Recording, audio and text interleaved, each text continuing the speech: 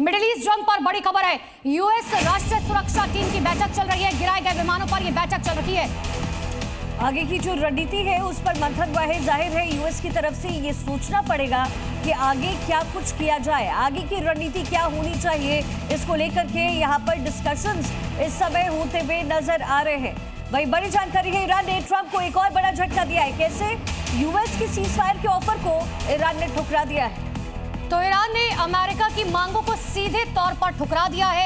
इस्लामाबाद में बैठक करने से भी साफ तौर पर इनकार कर दिया है। अब ईरान नहीं चाहता कि इस्लामाबाद में कोई भी बैठक हो, लेकिन इन सब के बीच में इस्लामाबाद में जो बैठक होनी थी, अपने आप ही पाकिस्तान ने कोशिश करा था कि किसी भी तरीके से बीच बचाव किया जा सके, लेकिन ऐसा होता हुआ नजर नहीं आ रहा है। और अब इन सब के बीच में यूएस के सीजफायर को सीधे तौर पर ईरान ने ठुकरा दिया। तो ईरान ने अमेरिकी रास्तों को भी अफेक्ट किया है। इस्लामाबाद में जो बैठक होनी थी उससे भी इनकार ईरान का हुआ है। तो देखिए, क्या ट्रंप बातचीत करना चाहते हैं और क्यों करना चाहते हैं ये आप समझिए, क्योंकि ईरान जो है वो झुकने को तैयार नहीं है। इतना ही नहीं, अमेरिकी विमानों को अब लगातार नुकसान पहुंचाने का दावा भी ईरान कर रहा है। अमेरिकी सैन्य बेस पर हमले हो रहे हैं। अमेरिका में डोनाल्ड ट्रंप का जबरदस्त विरोध हो रहा है। अमेरिका के रोजाना अरबों खर्च हो रहे हैं और ऐसे में अमेरिका तेजी के साथ डेट में जाता हुआ नजर आ रहा है। ट्रंप की जो वॉर नीति है उससे ऑफिसर्स खफा है।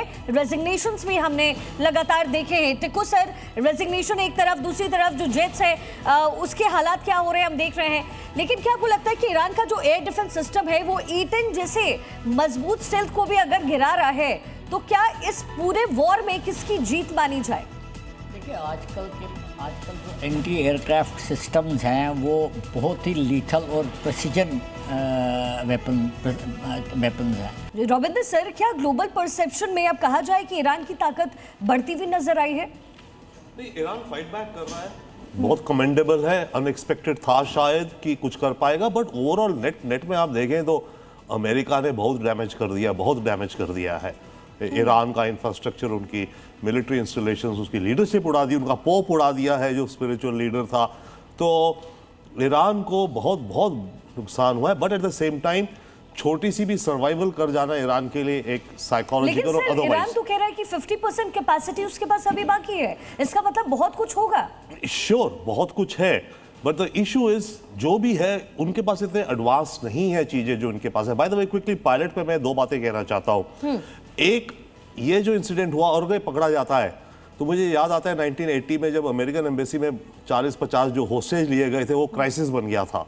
इस पायलट से वीडियो बनवा करके अमेरिका जाएगा, अमेरिका पब्लिक ओपिनियन चेंज होगा। सेकेंडली, ये जो उन्होंने इशू करा है कि उसको शूट एट साइड कर दो, अगर अदरवाइज कैप्चर कर लो, इससे ये भी प्रयास कर रहे हैं कि अमेरिकन फोर्सेस हड़बड़ी में, जल्दी में उसको रेस्क्यू करने के लिए आने का प्रयास करें और मिस्टेक करें जल्दबाजी में और उनको भी मारा जाए।